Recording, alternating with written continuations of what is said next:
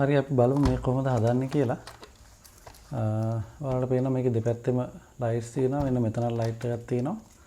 ඔන්න බලන්න මම ස්විච් එක ඔන් කරාම ඔන්නලා ටික වෙලාවක් යනකොට මේකේ එළිය අඩු වෙලා යනවා. ඉතින් ඕක ඇත්තටම මේවට සාමාන්‍යයෙන් තියෙන ප්‍රශ්නයක්. ඉතින් බලමු මේක කොහොමද හදාගන්නේ කියලා. අපි මේක ගලව ගමු. මෙතන එන හතරක් තියෙනවා. මුලින්ම අපි එන හතර ගලවලා මේක බලමු. ඇත්තටම මේකේ බැටරි එකේ තමයි ප්‍රශ්නේ තියෙන්නේ. බැටරි එක ගොඩක් සවුත් වුණාම තමයි මේ ප්‍රශ්නේ වෙන්නේ.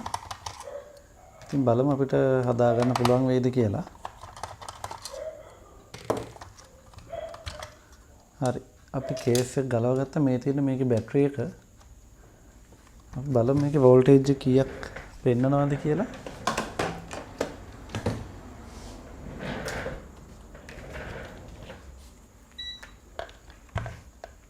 බලන්න බැටරි එකේ තියෙන වෝල්ටේජ් එක කීයද බලමු.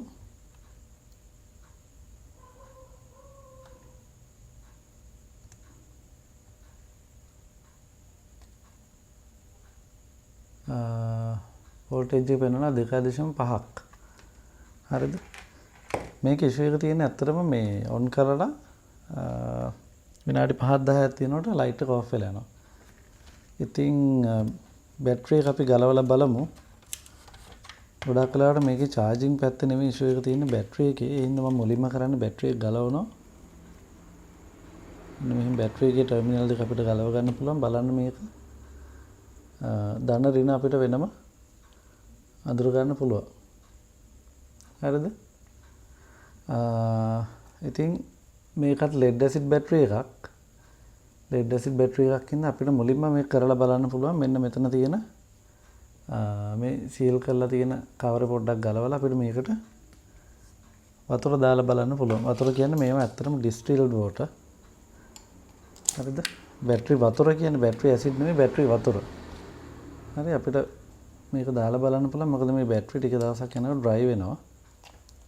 ඩ්‍රයි වෙන එක නවත්තන්න තමයි නවත්තන්න නෙමෙයි අතන ඩ්‍රයි වෙන එක අපිට හදාගන්න තමයි මේ වැඩේ කරන්න පුළුවන්. බලන්න ඔයාලට ඇතුලේ බැටරි වතුර පොඩ්ඩක්වත් නැහැ. ඩ්‍රයි වෙලා තියෙන්නේ. ඔයාලට පේනවා ඇති. ඉතින් අපි මේකට වතුර පුරලා බලමු. වතුර කියන්නේ distilled water. අපි බලමු ෆිල් කරලා වැඩි හරියනවද කියලා.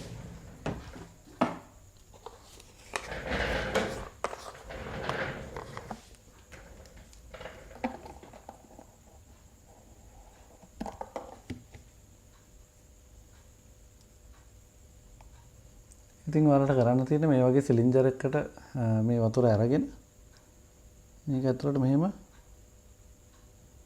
දාගන්න පුළුවන්. සිලින්ඩර් එකෙන් හරි ලේසි මේ වැඩේ කරගන්න.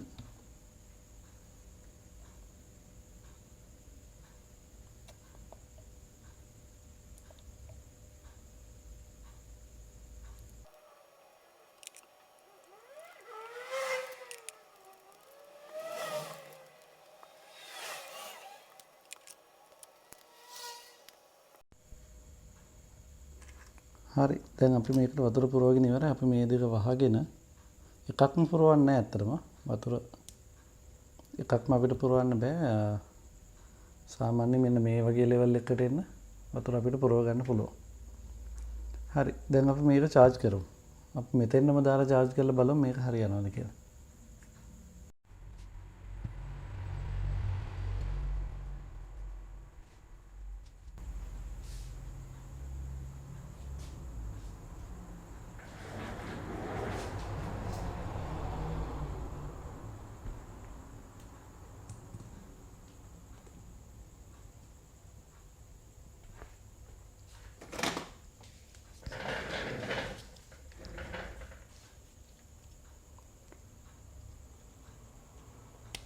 හරි දැන් අපි මෙහෙම මේ වයර් දෙකත් මේකට පාස් කරමු.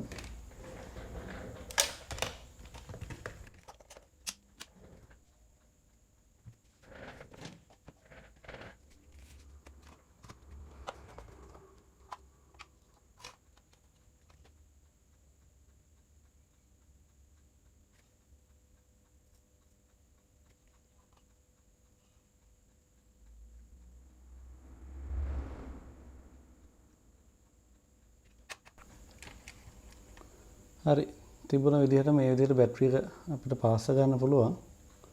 දැන් අපි මේක මේ විදිහටම charge කරලා බලමු මොකද තත්ත්වය කියලා.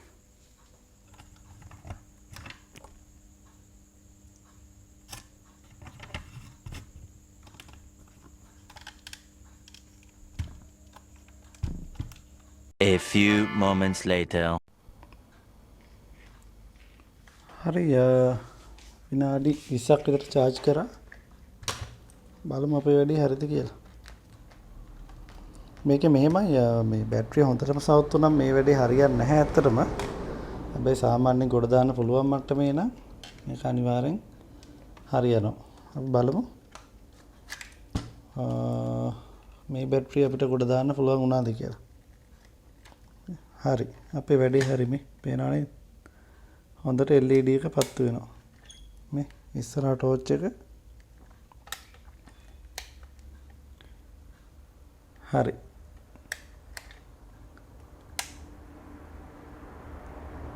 පේනවා නේද? හරි. ඉතින් මොනවා හරි දෙයක් ඔයාලත් අලුතින් ඉගෙන ගත්තා නම් channel එකත් subscribe කරන්න. ප්‍රශ්න මොනවා හරි තියෙනවා නම් comment section එකේ දාන්න. එහෙනම් අදට වීඩියෝ එකෙන් නවතිනවා.